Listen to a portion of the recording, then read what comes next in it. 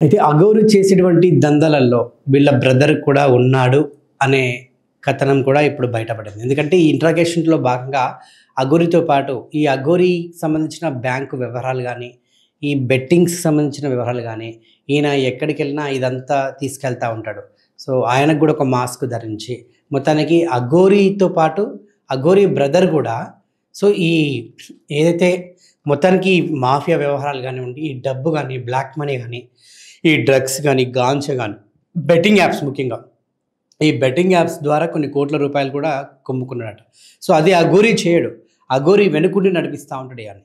So, ఒకళ్ళు కాదు ఇద్దరు కాదు చాలా మందితో నడిపిస్తా ఉన్నాడట. సో, దాంట్లో మెయిన్‌గా అన్నీ చూసుకోవడానికి వాళ్ళ బ్రదర్‌ని ఎంపిక చేసుకొని ఇదంతా వ్యవహరిస్తున్నాడు. అయితే ఇప్పుడు మీరొకటి గమనించొచ్చు. మరి ఇన్ని కోట్ల రూపాయలు ఇదంతా ఉంది గదా! మళ్ళా వాళ్ళ పేరెంట్స్ ఈ గుడిసెలో ఉండడం ఎందుకు? ఇదంతా అవసరం అంటే సడెన్‌గా ఇప్పుడు అఘోరి పోయి ఒక విల్లానో, బిల్డింగో వాళ్ళకో ఇల్లు కట్టించిండనుకో అఘోరియే బికారిగాడు ఈ ఇల్లు ఎట్లా కట్టించిండు? వీళ్ళే బికారి వీళ్ళదంతా కనీసం తినడానికి కూడా స్తోమత లేని కుటుంబాన్ని బిల్డింగ్ ఎట్లా కట్టుకుంటారు అనేది కూడా ఇప్పుడు వాళ్ళ ఊర్లో గానీ అందరికొచ్చే మొదటిగా అంటే రైజ్ చేసే క్వెషనే ఇది. సో, అందుకోసమే వాళ్ళు గుడిసెల్లో ఉంటూ ఈ అన్ని వ్యవహారాలు చేస్తే ఎవరు గుర్తుపట్టరు. డెఫినిట్‌గా వాళ్ళ బ్రదర్ మీద కూడా ఎవరికీ అనుమానం రాదు. ఎవరు కూడా కంప్లెయింట్ రైజ్ చేయడానికి ఉండదు. సో, చాలా చాకచక్యంగా, తెలివిగా ఇదంతా గూడా వాళ్ళు చేసుకుంటూ వచ్చారు కాబట్టి ఇప్పటిదాకా కూడా ఏం జరగలే.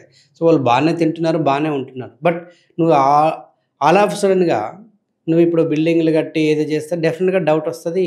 ఆ వ్యవహారాలన్నీ ఎప్పుడో బయటపడిపోయేటియి. సో, అవన్నీ కూడా అనుమానం రాకుండా తర్వాత కొన్నేళ్ల తర్వాత అఘోరి మళ్ళా కనపడకుండా పోతే అప్పుడు ఎవరు గుర్తుపట్టరు.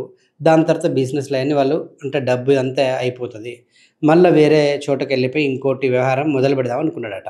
సో, ఈలోపు ఇదంతా మొత్తం డబ్బు గానివ్వండి, వాళ్ళకి సంబంధించిన బిజినెస్‌లు కూడా డెవలప్ చేసుకొని ఏదో చేద్దాం అనుకునే లోపే మొత్తానికి అఘోరి చేష్టల వల్ల ఇటు ఇదొక్కటే కాదు. అమ్మాయిలను టార్గెట్ చేస్తూ అమ్మాయిలని అడ్డు పెట్టుకొని ఒక పూజ చేయాలంటే 20,00,000, 30,00,000 ఎందుకంటే అమ్మాయిలు కన్యలు రారు. సో, ఇలా ఒక కన్యను తీసుకొనెళ్ళి నగ్న పూజలు చేస్తే వాళ్ళకొచ్చే ఆదాయం అంతా ఇంత కాదు. తిప్పి కొడితే వచ్చిన కన్యకు రూ. 1,00,000 ఇస్తారు. రూ. 1,00,000 అంటే మామూలు విషయం కాదు. రూ. 1,00,000 అన్నట్టుగా చూస్తారు. ఇప్పుడు వర్షిణి పరిస్థితి కూడా అదే ఉండేది. ఆమెతో ఎన్నో పూజలు జరిగేటియి. ఆల్మోస్ట్ చాలా జరిగినాయట. సో, దానికోసమే ఇదంతా కూడా ప్లాన్ చేసుకొనొచ్చారు. అయితే మొత్తానికి అఘోరితో పాటు అఘోరి బ్రదర్ కూడా ఈ యొక్క వ్యవహారంలో ఉన్నట్టుగా మొత్తానికి ఆ ఒక్క లీకులు కూడా బయటకొచ్చాయి. విచారణలో భాగంగా ఒక్కొక్కటి కూడా